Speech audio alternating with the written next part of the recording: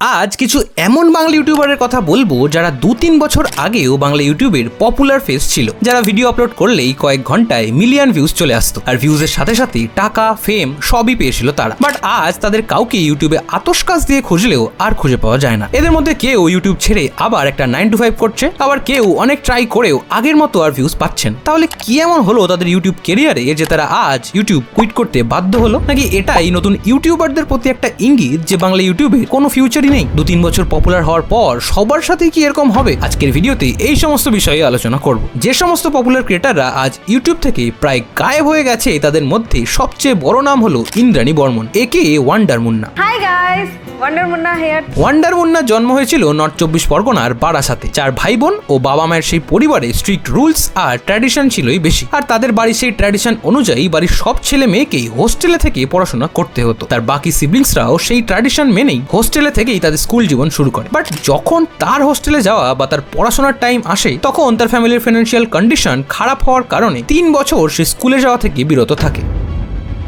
তখন এই ডিসিশনটা নেওয়া হলো ঘরে যে মুন্নাকে এখন এই মুহূর্তে এত দামি স্কুলে বা পাঠানোর দরকার, একটু কিছু বছরও ঘরে থাকুক, কারণ স্কুলের ফিসটা দিতে গেলে তাহলে আর বাকি যারা অলরেডি একটু উঁচু ক্লাসে আছে, যাদের পড়াশোনায় বাধা পড়লে একটু অসুবিধা হয়ে যাবে, তো তার জন্য আমার পড়াশোনাটা একটু স্যাক্রিফাইস করা হলো। আর সেই থেকে বাড়িতে একা থাকা আর নিজেই নিজের সাথে কথা বলা বা নিজেই নিজের বন্ধু হয়ে ওঠে সে। এরপর তার ফ্যামিলির ফাইন্যান্সিয়াল কন্ডিশন আবারও একটু স্টেবল হলে তাকে ফ্যামিলির ট্র্যাডিশন অনুযায়ী হোস্টেলে ভর্তি করা হয় এবং সারপ্রাইজিংলি সেখানে এসে তার ক্লাস টপারও হয়। বাট একটা বাইরের মেয়ে হঠাৎ করে হোস্টেলে এসে ক্লাস টপার হওয়ার ব্যাপারটা তার বাকি ফেলো স্টুডেন্টসরা ভালোভাবে নেয়নি, আর তারপর থেকেই সবাই তার এগেনস্টে গিয়ে তার ওপর নানা রকম মানসিক অত্যাচার করতে শুরু করে। আর বেশ কয়েকদিন পর এই অত্যাচারের পরিমাণ যখন প্রচন্ড পরিমাণে বেড়ে যায়, তখন সে ফাইনালি এসবের এগেনস্টে প্রোটেস্ট করে এবং তাদের সবার এগেনস্টে কমপ্লেন করে। আর সারপ্রাইজিংলি তার কমপ্লেন করার সাথে সাথেই আর 5টা মেয়েও কমপ্লেন করার সাহস পায়। এই ঘটনার পর থেকে তারা আর ইন্দ্রাণীকে কোনোভাবেই টর্চার করার সাহস পায়নি। এভাবেই দেখতে দেখতে তার স্কুল লাইফ এবং তারপর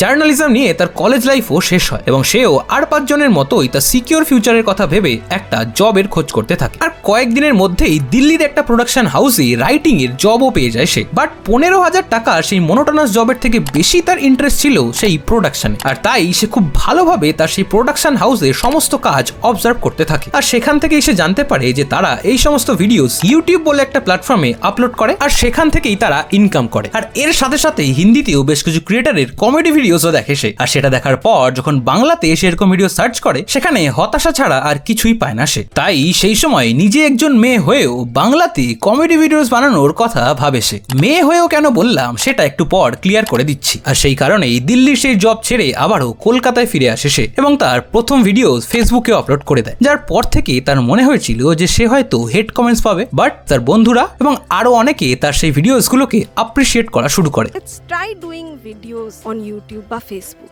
কলকাতায় ফিরলাম, 2-1টা ভিডিও আমি ফেসবুকে পাবলিশ করলাম। ভয়ে বিশাল ছিল, লোকজন কি বলবে, কেলাবে, খিস্তি মারবে, যা তা করবে, আমার ভিডিওর নিচে কমেন্টে ভরে দেবে।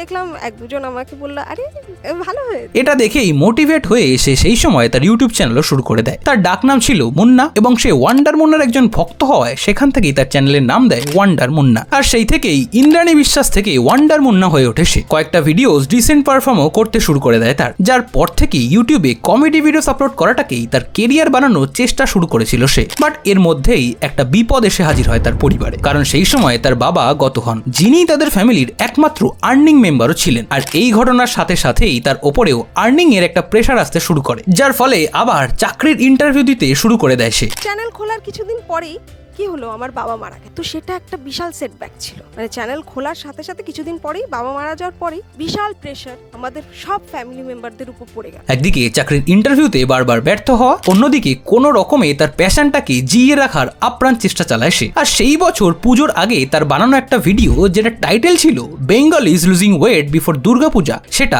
বেশ ভাইরাল হয়। আর সেই থেকেই পিছনে ঘুরে তাকাতে হয়নি ওয়ান্ডার মুন্নাকে। এরপর আস্তে আস্তে আরো কমেডি স্কেচেস, আরো প্যারোডি এবং তার ইউনিক কন্টেন্ট, কিংবা কখনো বঙ্গায় ডিজে বাপনের সাথে কোল্যাব, অথবা তার ভিডিওর বিভিন্ন চরিত্র যেমন তার মা, ঠাম্মা, ঢঙ্গি দিদি, এনআরআই দাদা, এই ক্যারেক্টারগুলো বেশ জনপ্রিয় হয়ে ওঠে। এরপর তার শো বক বক উইথ মুন্না এবং তার নতুন চ্যানেল মুন্না আনপ্লাগডও দর্শকের মনে অনেকখানি জায়গা করে নেয়। আর সে তার এই দীর্ঘদিনের হার্ডওয়ার্কের জন্য দেখতে দেখতে জনপ্রিয়তার শিখরে পৌঁছে যায়, যার কারণে সে ইউটিউব থেকে আর ব্র্যান্ড প্রমোশনের মাধ্যমে ইনকামও করেছে। বাট তার এই জার্নিটা অতটাও স্মুথ ছিল না। সে একজন মেয়ে হয়ে এরকম কমেডি ভিডিওস বানানোর জন্যও তাকে অনেক হেড কমেন্টস পেতে হয়েছে, কিংবা কোনো ক্রিয়েটারের কাছ থেকে তাকে বডি শেমিং এরও শিকার হতে হয়েছে। বিশ্বাস করো, যেমন তোমার হাইট তেমন তোমার সেন্স অফ হিউমার, দুটোই ছোট। বাট লাস্ট 2-3 বছর ধরে তার ইউটিউবে অ্যাক্টিভ না থাকার জন্য তার ফ্যানের একাংশের মতে সে ইউটিউব কুইট করে দিয়েছে, যেখানে আসল কারণ হলো তার ব্র্যান্ড ভ্যালুর জন্য সে বাকি কাজে ফোকাস করার কারণে সে এখন আর ইউটিউবে সময় দিতে পারে না, যেমনটা হিন্দির বড় বড় ক্রিয়েটার্সরা করে। বা তুমি যদি একটু ভালো করে খেয়াল করে থাকো তাহলে দেখবে যে সে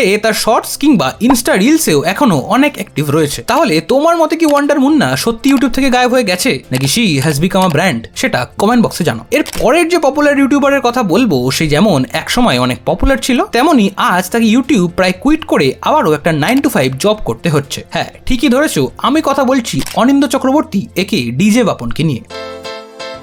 নমস্কার বন্ধুরা, সবাই ভালো আছেন তো? আমি ডিজে বাপন। যেখানে সবাই বাংলাতে কমেডি ভিডিওস বা স্কেচ কিংবা প্র্যাঙ্ক কলস ভিডিও বানিয়ে পপুলার হচ্ছিল, সেখানে 2017-18 সালে একজন ক্রিয়েটার এই সব কিছু থেকে একবারে অন্যরকম ভাবে চোখে চশমা আর বাটিক প্রিন্টের পাঞ্জাবি পরে নিজের বানানো গান করে বাংলার ইউথের ইন্সপিরেশন হয়ে ওঠে, অ্যান্ড তাকেই আজ সবাই ডিজে বাপন নামে চেনে। অনিন্দ্য চক্রবর্তী ছোট থেকেই তার কবিতা লেখা ও গান করার শখটাকে বিশেষ প্রাধান্য দিয়েছে। ক্লাস 8-9 থেকে সে কবিতা লেখা শুরু করে এবং তার মাধ্যমিক পরীক্ষার সময় তার লেখা সেই কবিতা বাংলাদেশ থেকে শুরু করে এদেশের বিভিন্ন জনপ্রিয় পত্রিকাতে প্রকাশ করা হয়। এর ফলস্বরূপ তার শিল্পকে শুভেচ্ছা জানাতে তার বাড়িতে চিঠি পাঠাতে থাকে তার ভক্তরা, যেটা পরবর্তীকালে লেখালেখি চালিয়ে যেতে তাকে মোটিভেট করেছে। সময় আমি মাধ্যমিক দেওয়ার সময় মনে আছে আমার বাংলাদেশের বিভিন্ন পত্রপত্রিকায়, কলকাতার বিভিন্ন পত্রপত্রিকায়, লিটল ম্যাগাজিনে আমিও আর 5টা সেই সময়কার তরুণ ছেলের মতন কবিতা লিখতাম, নিজের লেখা কবিতা লিটল ম্যাগাজিনে দিতাম, ছাপা হতো, বাড়িতে চিঠি আসতো যে আপনার কবিতা পড়ে খুব ভালো লাগলো। এরপর কবিতার পাশাপাশি গানও লিখতে শুরু করে সে। একদিকে যেহেতু বাংলাতে সেই সময় ভূমি, ক্যাকটাস, ফসিলসের মতো ব্যান্ডের রক মিউজিক পপুলার হতে থাকে, সেই জন্যই সেই থেকেই তাদের গান গাওয়া থেকে শুরু করে নিজের গান লেখা ও পরবর্তীকালে নিজের ব্যান্ডও শুরু করে ডিজে বাপন, যার নাম ছিল রোড রোলার। তবে মধ্যবিত্ত ফ্যামিলি থেকে বিলং করার কারণে তার কাছে না ছিল গিটার বা প্রসেসর। তার বন্ধুর থেকে ধার করা গিটার আর তার টিউশনের টাকায় কেনা প্রসেসর দিয়েই শুরু হয় তার সঙ্গীত যাত্রা। কখনো স্কুলের অ্যানুয়াল প্রোগ্রাম, কখনো ইন্ডিভিজুয়াল শো থেকে শুরু করে ধীরে ধীরে তার ব্যান্ডের প্রথম অ্যালবাম লঞ্চ করে 2011 সালের মহালয়ার সময়, যার নাম ছিল রাস্তা কারোর একার নয়। সেই ব্যান্ডটা নিয়ে আমি 2011 সালে প্রথম অ্যালবাম বের করি, রাস্তা কারো একার নয়। সেই অ্যালবামটা বাণিজ্যিক দিক থেকে অতটা সফল না হলেও বাংলার আন্ডারগ্রাউন্ড রক মিউজিকে সে বেশ প্রশংসা পায়। এভাবেই যখন মনে হচ্ছিল যে তার ব্যান্ডটাও বাংলার বাকি রক ব্যান্ডের মতোই পপুলার হবে, তখন তার সামনে একটা বাধা এসে হাজির হয়। তার এই ইন্ডিপেন্ডেন্ট ভাবে ব্যান্ডের কাজকর্ম চালিয়ে যাওয়ার জন্য দরকার ছিল বেশ কিছু টাকা, কারণ তার মিউজিক অ্যালবাম থেকে কিছুই ইনকাম আসতো না তার, যার কারণেই তাকে একটা চাকরি করে সেই টাকায় তার মিউজিককে ফান্ড করতে হতো। সেই মতো সে কম্পিটিটিভ এক্সাম দিয়ে রাষ্ট্রায়ত্ত ব্যাংকে সেই সময় একটা জব পায়। তবে তার পোস্টিং হয় পূর্ব মেদিনীপুরে, যার ফলে তার অনিচ্ছা সত্ত্বেও মিউজিক থেকে আর কলকাতা থেকে অনেক দূরে চলে যেতে হয় তাকে, যার কারণেই এর পরে 2-3 বছর মিউজিক থেকে পুরোই ডিটাচড হয়ে যায় ডিজে বাপন। স্বাভাবিকভাবেই ডিপ্রেশন আর অ্যাংজাইটিরও শিকার হয় সে। এই সব বাধা সত্ত্বেও 2016 সালে মেদিনীপুরে বসেই তার ট্র্যাক লেখা এবং আবারও তার ব্যান্ড রোড রোলারের second album third class launch করে সে। ডিপ্রেশন একটা আমার চালক শক্তি, ডিপ্রেশনটাকে শক্তি হিসেবে ব্যবহার করি আমার ক্রিয়েটিভ কাজের দিকে। কখন আমি মুছতে থাকি না, যখনই ডিপ্রেশন ফিল করি আমি মনে হয় যে আরও ভালো কাজ করবো, নিজেকে আরও জোরে ছাপিয়ে যাব। সেখান থেকে আমি অত দূর থেকে মেদিনীপুরে বসে আমার ট্র্যাক বানানো শুরু করলাম, আমার নেক্সট অ্যালবামের কাজ শুরু করলাম থার্ড ক্লাসের। 2016 সালে আমি আমাদের দ্বিতীয় অ্যালবাম থার্ড ক্লাস বের করি, রোড রোলারের সেকেন্ড অ্যালবাম। সেটা খুব খুব খুব সাকসেস পায় এবং সেই অ্যালবামটা রিলিজ হওয়ার সাথে সাথেই প্রচন্ড পপুলার হয় সেই অ্যালবামের সমস্ত গান। সেই অ্যালবামের দুটো গান পরবর্তীকালে মির্চি মিউজিক অ্যাওয়ার্ডেও নমিনেশন পায়। আর এর সাথে সাথেই সেই সময় ট্র্যাডিশনাল রক মিউজিক থেকে হাটকে কিছু করা আর এক্সপেরিমেন্ট করার জন্যই তার ইউটিউব চ্যানেলেও বেশ কিছু নতুন ধরনের গান আপলোড করে সে। আর 2017 সালের নভেম্বর মাসে তার দুটো গান চেটে চেটে খাবো আর আজ মঙ্গলবার জঙ্গল সাফ করার দিন, এই দুটো গান রাতারাতি ভাইরাল হয়ে যায়। এরপর থেকে আর পিছনে ঘুরে দেখতে হয়নি তাকে। কখনো ক্রিয়েটার্স লাইক লাইক দ্য বঙ্গায়ের সাথে সিঙ্গেল অ্যান্থেম, বা কখনো ওয়ান্ডার মুন্নার সাথে কোল্যাব, কিংবা কখনো মির্চি অগ্নি আর সমাগের সাথেও কোল্যাব করে সে। আর তার বানানো এই সমস্ত গান ধীরে ধীরে রেডিও থেকে শুরু করে ন্যাশনাল টেলিভিশন অব্দি পৌঁছে যায়। বাট তার এই সাকসেস বেশি দিন স্থায়ী হলো না, কারণ আজ যদি তুমি তার চ্যানেলে গিয়ে দেখো তাহলে দেখবে সেখানে না আসে কোনো নতুন আপলোড বা না আসে তার কোনো নতুন অ্যালবাম। এই ইররেগুলার হয়ে যাওয়ার কারণ যদিও জানায়নি সে, তবে আমার ভিডিওতে তার করা একটা কমেন্ট থেকে আমি বলতে পারি যে তার ইউটিউব কুইট করার অনেক বড় একটা কারণ হলো ইউটিউবে চলা এই সমস্ত জঘন্য রোস্টিং আর বিভিন্ন ভালগার কন্টেন্টের কারণে প্রপার স্পন্সর আর কোলাবোরেশন না পাওয়া। আর তাই বঙ্গায়ের এক ইন্টারভিউ অনুযায়ী ডিজে বাপনকে আবারও তার 9 to 5 জবেই ফিরে যেতে হয়েছে।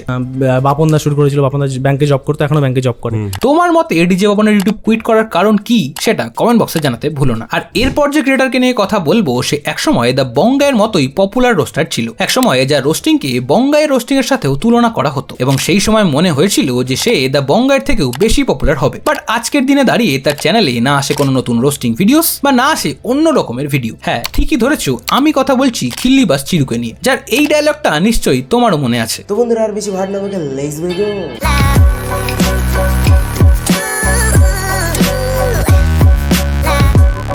যদি তুমিও বাংলা ইউটিউবটাকে লাস্ট 7-8 বছর ধরে ফলো করে থাকো তাহলে নিশ্চয়ই তোমার মনে পড়বে যে দ্য বঙ্গায় যে সময় পপুলার হওয়া শুরু করে ঠিক সেই সময় আরো একজন রোস্টার বিভিন্ন জেলার পিকুলিয়ার গান আর কিছু উদ্ভট ফেসবুক পোস্ট বা স্ট্যাটাস কিংবা কারোর পিকুলিয়ার ফেসবুকের নাম নিয়ে রোস্ট ভিডিওস বানিয়ে বেশ পপুলার হয় সেই সময়। এরপর তার রোস্টিং এর পাশাপাশি কমেডি স্কেচ ভিডিওসও বেশ জনপ্রিয় হয়ে ওঠে এবং দেখতে দেখতে তার চ্যানেলে 500K সাবস্ক্রাইবার্সও কমপ্লিট হয়ে যায়। বাট আজ থেকে 3-4 বছর আগে তার চ্যানেল হ্যাক হয়ে যাওয়া কিংবা কখনো তার ইনকনসিস্টেন্ট হয়ে যাওয়ার কারণেই আজ তার চ্যানেলে 7 লাখেরও বেশি সাবস্ক্রাইবার্স হয়ে গেলেও সে তার চ্যানেলে 2023-এর অগাস্ট মাসে লাস্ট ভিডিও আপলোড করে এবং কয়েকদিন আগে থেকে সে আবারও রেগুলার হওয়ার চেষ্টা করছে। তবে নতুন ভিডিওতে 4-5 হাজারের বেশি ভিউজ আর আসে না তার। আর তার এই হঠাৎ করে ইউটিউব থেকে গায়েব হয়ে যাওয়ার কারণ সে স্পষ্টভাবে নিজের ভিডিওতে না জানালেও ল্যাদ খাওয়াকেই এইসবের জন্য সে দায়ী করে। তোমাদের মধ্যে কে কে খিল্লিবাজ চিরুকে চেনো আর তার এরকম ভাবে ইউটিউব ছেড়ে দেওয়ার কারণ তোমার মতে কি হতে পারে সেটাও কমেন্ট বক্সে জানাও। একটা কথা আছে যে সোশ্যাল মিডিয়াতে কোনো অ্যাভারেজ ক্রিয়েটারের লাইফ স্প্যান